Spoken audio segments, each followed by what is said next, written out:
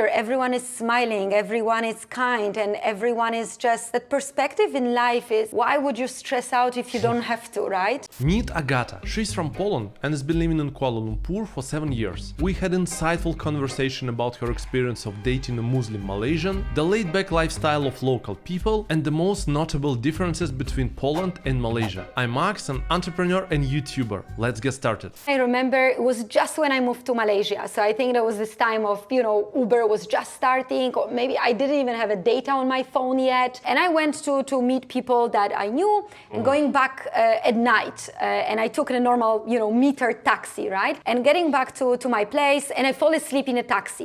The driver wakes me up saying that we've arrived. And I open the door, getting out of the car, and I noticed that I don't recognize this place. I don't think it's where I lived. And again, I just moved in, so I wasn't sure 100%, some buildings do look alike. So I was very, very confused, right? And just woke up from my nap in the car as well. And then I got scared back to the car, and I'm telling the driver that I don't know if that's where I live. And he was like completely, worried but calm at the same time. He was like, don't worry, get back into the car. Let's find your place. Don't worry about the meter. He's not gonna switch on the meter. We'll just drive. And he was like, don't even think of walking, looking for this place on your own in the middle of the night. We're gonna find it. And true enough, he didn't switch on the meter. He was just driving with me everywhere within those small streets between those buildings. And we found the building, and he didn't want any money. He was just genuinely helping me. And I remember I was so shocked that probably if, in other places people would offer that to me, I don't know if I would even agree, because, it sounds suspicious, right? Get into the car, we're just gonna drive with no meter. But then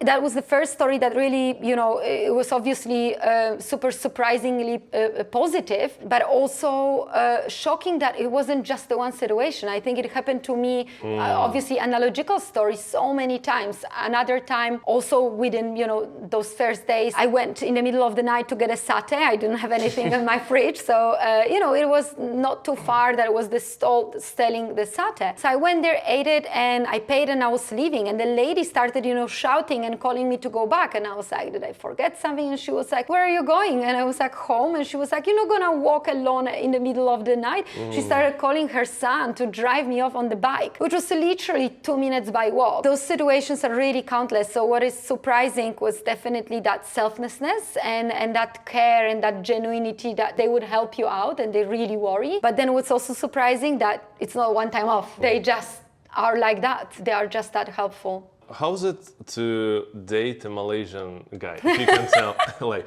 because you are from Europe, so probably you have some cultural differences with them. Definitely, there are cultural differences, but I think overall it depends how you look at it. All the differences were always amazing me, and I was always interested in them rather than looking at them as differences, right? And I think that was forcing me to always open my mind more and more, and that's what I always tell people coming into Malaysia as well, and anywhere really in the world, right? You have to stop comparing or looking at things that are different. You need to start learning that, they are different, and not different because they are different from what you know. They are just different regardless of what you know, if you know what I mean. Yeah. It's just completely, shutting down what you know and just learning and opening your eyes and mind to what's new. But I mean, I've been with my boyfriend for already almost 9 years, so it's been going great, as we can guess from that long time being together. But yeah, I love those little nuances that you constantly,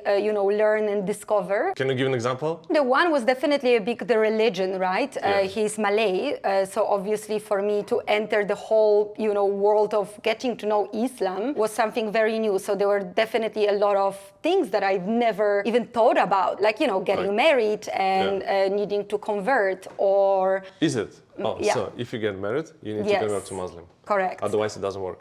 Correct. That was definitely, something that it required discussions and me deepening my knowledge as well. The other things would be for the food, keep your open mind as well, because they take it very seriously. So it needs to be a very respectful topic as well, but that's regardless of the relationship. What's your top 3 dishes in Malaysia? Easy.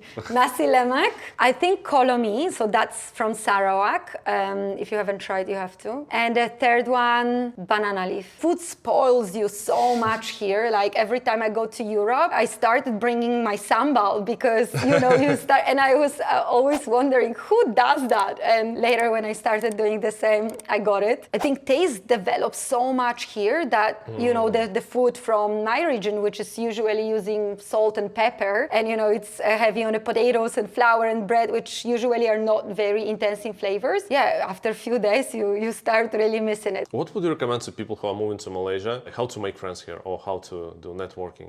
People will be talking to you in the restaurants and you can do the same, right? I remember some of the people I was meeting, and they were my really good friends, and they are my really good friends, were people that I was meeting in the restaurant, or people when I was, pitching my business to, and there was a daughter of the owner that, we friended up. So I think just having it in mind that people here love it. They love talking to you. They are genuinely curious. So maybe, removing that barrier that might make feel people shy of just going out there. Because I think that's the thing in at least in my country, right? It can be a little weird if you go to the stranger and start talking to them, right? And that's, by the way, was the app that I was developing as my first business to help with that. But then I quickly realized that here people don't have that much of the problem, because if they want to talk, they will approach you. It's a happy place. I feel like Malaysians are genuinely happy, and the place, it's overall very, like the lifestyle, it's very chill, but not in the way it's unproductive, but in this way of looking at things. When I get back to Poland, and of course I'm not saying also that that's the rule, but that's that impression, right? That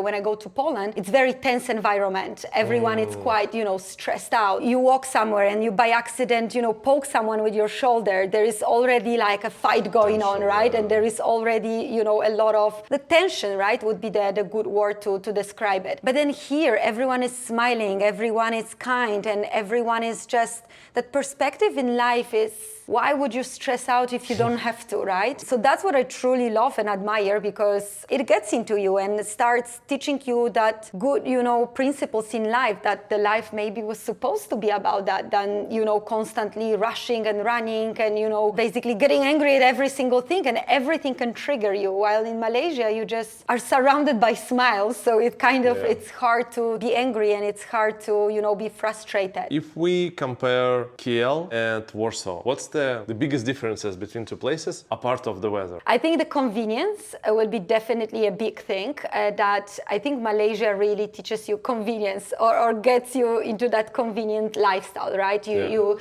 get really a lot of great solutions. Grab delivery, grab food, a lot of services. You can basically get everything. It's really good quality. I think in Poland, in Warsaw, it's still not that digitally connected. I remember wasn't in Warsaw, but Krakow, and I'm sure in Warsaw would be similar. I was going for dinner, staying over at my brother's place, and I was running some errands, and he was stressing out, asking me about the dinner, and I was like, chill down, we're just gonna order when I get back. And he was like, what do you mean? It doesn't work like that. It doesn't deliver. And I was like, oh, come on, it does. Maybe you don't know. And then I get to his place, we have no food, and I'm checking boldly all the food apps that are there, and true enough, it's just a pickup. And I was like, whoa. In Malaysia, you can get it at like 2 a.m. You can get a food any time of the day. So it's really the convenience of things that definitely hits you. The other one would be linking to people, because it really, you go to the store here and you have a small chit chat with a sales assistant, and you are both smiling and you are both, happy. And then you go, in Warsaw to the store. And again, not generalizing, because obviously there's a lot of sweethearts there as well, but I'm just giving that overall impression, right? What hits me when I go there and have that contrast. So they are, very distanced. It's very cold, not the weather-wise, but like in that feeling and the vibe, right? It's just very transactional in that sense. You just get your thing, they might or might not look at you, and you split in different places. So I think people, don't look at you, don't smile at you. It's just different, that vibe in the air in that sense. And I think maybe that one also links to how genuine Malaysia is as well. And Malaysia Malaysians are. I think it's that, yeah, that warm and friendly, you know, feeling in everything you do. And that also goes into the, you know, circle of people, you know, they are just like, I don't think Malaysians are envious. I don't think Malaysians ever mean wrong. You know what I mean? Yeah. It's just always that coming from the good place. So that's definitely the big core thing. And I'm not saying that Polish don't, but again, linking back to those, to that situation that I was describing, you are a little more cautious, you know, in the shops and in those interactions. What are your favorite places in KL? I really always get chills when I get to KLCC Park, especially in the whole KLCC area. I think especially, you know, at night there are so many people and the families, you know, watching the fountain and, you know, just walking around, it just feels so developed. You're jungly at the same time. It's such a beautiful, you know, scenery. And then you have the Petronas, which is, that view doesn't get old. I think the shape and the lighting is just so beautiful that anywhere around, it's one of my favorite places, especially at night. But I think it's so versatile that looks good always. So I think the whole KLCC area that sometimes I just like to, you know, put the music and walk around and sweat because I love that vibe so much. I also like, that's probably a little weird, but I also like the food markets. It's definitely a little rush. It's not to wander around, but I do like to go to the, you know, fruit market, and, you know, the locals are also very genuine. They would talk to you, they would ask you the questions, and then you have that vibrant, you know, very imagination of the Southeast Asia with, you know, people shouting, selling mangosteen, and then you have all the fresh produce and the realness of it and the smells of the food and, you know, the crowd. There is a lot of, I really like the gardens and the lake area there as well. It's definitely beautiful. I rarely really go there because I know if I get from one point to another, I will be already sweating like crazy, but it's a beautiful area as well. I heard that it's pretty difficult to get a PR, like permanent residency here. Yeah, I mean, and that's the definitely, you know, the part that when you think about it, that, you know, you leave, you have your whole life here, right? You basically not here just for the 2-year contract. You have your, literally basically a life. And then, you know, you decide to leave the job or switch the career. You basically, you know, become a tourist overnight. And after 3 months, 90 days, You gotta leave. Yeah, you gotta leave the country, pack up your life and leave the country. So that's definitely tough part to realize. It's very hard. I think there are places in the world that, you know, grant it for you based on the years that you live in the country. I think Hong Kong is one example. Malaysia doesn't have that. I know there are ways, and they do have a lot of programs like talent visa or Malaysia My Second Home. If I'm not sure if this is still up, but I know that there are some programs that, you know, people can explore to get alternative ways to stay in Malaysia for longer, and, you know, people do get them as well, so there are ways. Are you leaving? Wait, enjoy this video first, but it's gone in 5, 4, 3, 2, 1.